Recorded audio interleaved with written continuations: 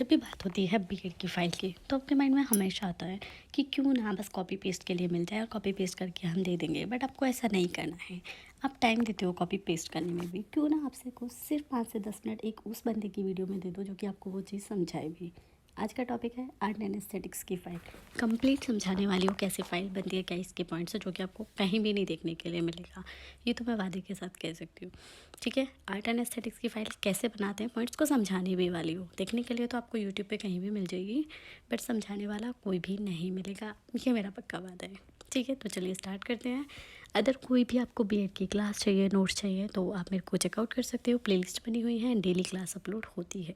तो सबसे पहले हम बात करते हैं, आपको अपने कॉलेज का नाम मेंशन करना है, फर्स्ट ईयर है, टॉपिक का नाम। ये आप जितना डेकोरेटिव तरीके से कर सकते हैं ना, हम उसे इतना डेकोरेटिव तरीके से हमें उसे करना है। ठीक है, या देन अपने टीचर्स का नेम एंड आपका नाम, ये सब आपको लिखना है। अब देखो ये कितने डेकोरेटिव तरीके से है ना, थोड़ा डेकोरेशन फ्लावर के साथ लिखा हुआ है। देन नेक्स्ट पेज जो हमारा बनता है दैट इज़ इंट्रोडक्शन इंडेक्स, कि हम इसमें क्या क्या लिख रहे हैं। तो आर्ट क्या है वो मेंशन करेंगे। देन व्हाट इज़ एस्थेटिक्स ये मेंशन करेंगे। आर्ट एंड एस्थेटिक्स की इंपॉर्टेंस क्या है and objectives of art and aesthetics, ये हमारे पॉइंट होने वाले हैं इस कंप्लीट फाइल के। ठीक है, आपको हर एक फ़ाइल मिलेगी, ऐसा नहीं है कि कोई फ़ाइल नहीं मिलेगी, सभी फाइल्स आपको मिल जाएंगी। ठीक है, now move on to the next page जो कि आ जाता है व्हाट इज़ आर्ट। तो आर्ट क्या होती है यहाँ पे वो लिखना है। देखो आप इसे सिंपली भी लिख सकते हो, बट जितने अच्छे तरीके से डेकोरेटिव तरीके से हम उसे लिखेंगे उतना ही बेनिफिट हमें होगा। क्योंकि एग्जामिनर के लिए भी देखो आर्ट एंड एस्थेटिक्स नाम है, तो जिसमें आर्ट आ गया उसमें अपने आप ही क्रिएटिविटी आ जाती है। ठीक है, तो ये आपको देखना है, राइट। तो व्हाट इज़ आर्ट को यहाँ पे एक्सप्लेन कर देंगे।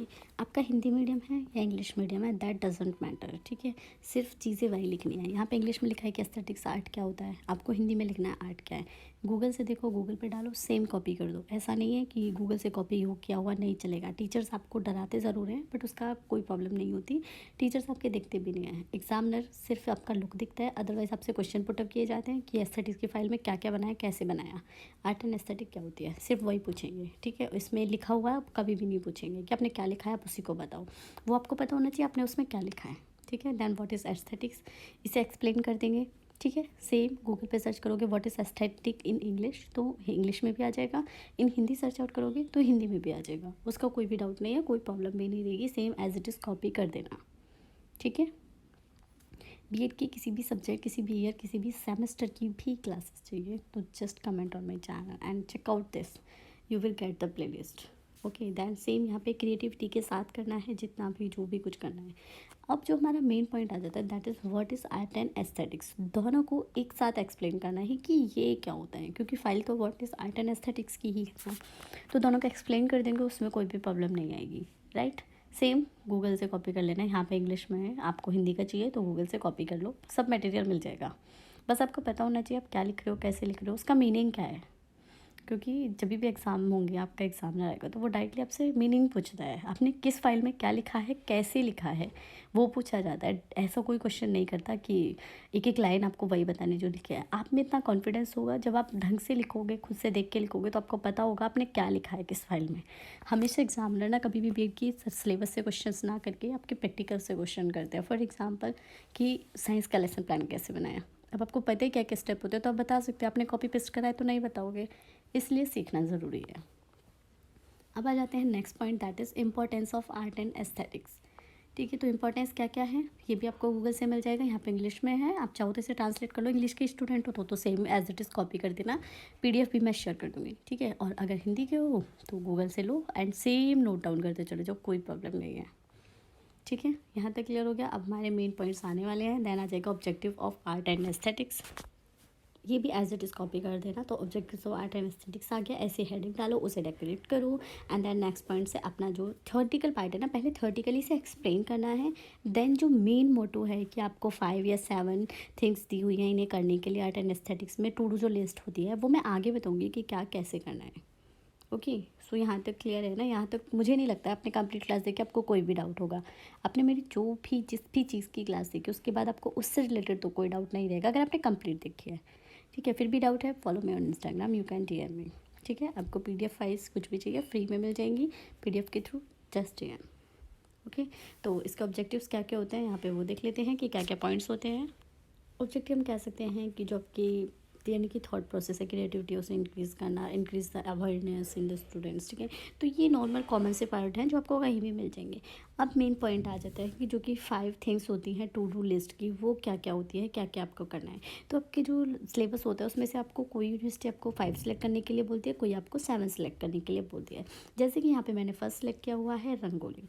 अब हमें रंगोली बनानी है, पहले एक राइट हैंड पेज पे उसकी फ़ोटो बनानी है, ठीक है, कंप्लीट की फ़ोटो लगानी है रंगोली की, ठीक है।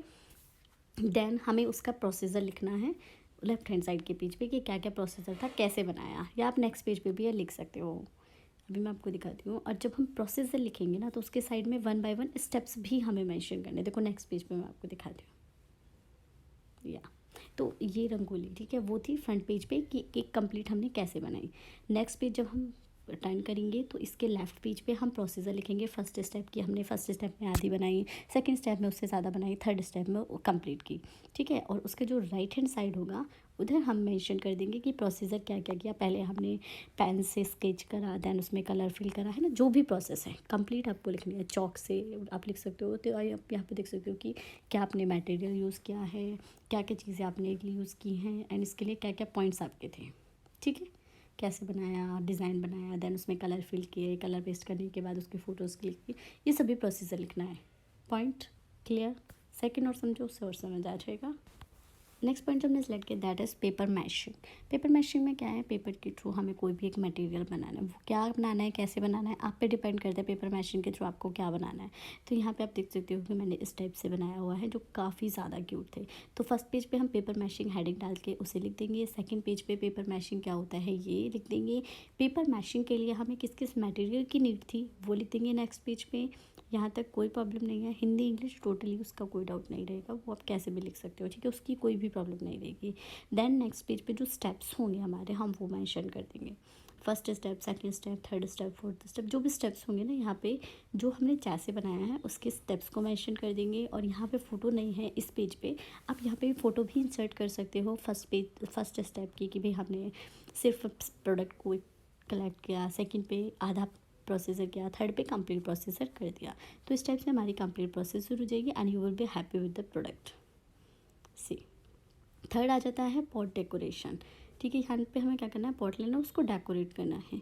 ये इन्होंने इस टाइप से किया हुआ है, आप डायरेक्टली एक पॉट लेके उसे डेकोरेट करके जो हमारे घर में इजीली मिल जाते हैं उसे डेकोरेट करके उसकी फ़ोटो क्लिक कीजिए और यहाँ पे उसकी फ़ोटो को इंसर्ट कर दीजिए, ठीक है। फ़ोटो इंसर्ट के बाद हमें क्या करना है, नेक्स्ट पेज पे लेफ्ट हैंड साइड पे तो हम उसके स्टेप्स को देखो, राइट, इस टाइप से कि पहले पॉट लिया, देन उसे डेकोरेट किया, ये थिंग्स की, तो वो हमारा आ जाएगा लेफ्ट हैंड साइड पे।